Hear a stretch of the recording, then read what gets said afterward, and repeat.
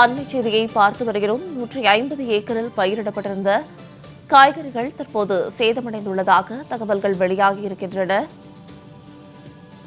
கொசஸ்தலை ஆற்றில் வெள்ளப்பெருக்கின் காரணமாக 150 ஏக்கரில் பயிரிடப்பட்டிருந்த காய்கறிகள் தற்போது சேதமடைந்துள்ளதாக தகவல்கள் தெரிவிக்கின்றன. கனமழையின் காரணமாக ஆந்திர மாநிலம் கிருஷ்ணாபுரம் மற்றும் அதன் சுற்றியுள்ள பகுதிகளில் கொசஸ்தலை ஆற்றின் வெள்ளப்பெருக்கின் காரணமாகவும் காய்கறிகள் சேதமடைந்திருக்கின்றன. மேலும் இது குறித்தான கூடுதல் விவரங்களோடு இணைகிறார் எமது செய்தியாளர் பார்த்திபன். பார்த்திபன், வணக்கம். இது குறித்தான விரிவான விவரங்கள். சார்லட்டா, திருவள்ளூர் கொசஸ்தலை ஆற்றில வெள்ளப்பெருக்கு ஏற்பட்டிருக்கிறது.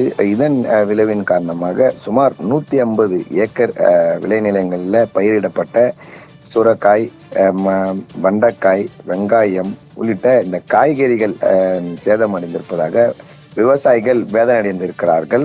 தொடர் மழை காரணம். அதே போல ஆந்திரா மாநிலத்தில் கிருஷ்ணாபுரம், அம்மாப்பள்ளி, ராணிப்பேட்டை மாவட்டத்தில் சோழ அணைக்கட்டு இது போன்ற பகுதிகளிலிருந்து பூண்டி நீர்த்தேக்கத்துக்கு அதிக அளவில் நீர்வரத்து வந்து கொண்டிருப்பது.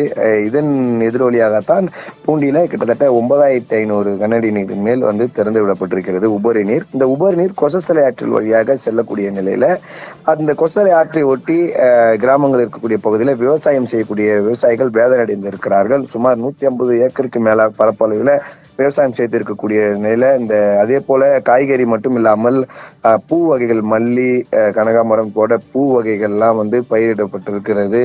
முழுவதுமாக நாங்கள் சேதமடைந்திருக்கிறோம். பல லட்சம் ரூபாய் எங்களுக்கு வந்து நஷ்டம் ஏற்பட்டிருக்கிறது. விவசாயிகள் வேதனை தெரிவித்திருக்கிறார்கள்.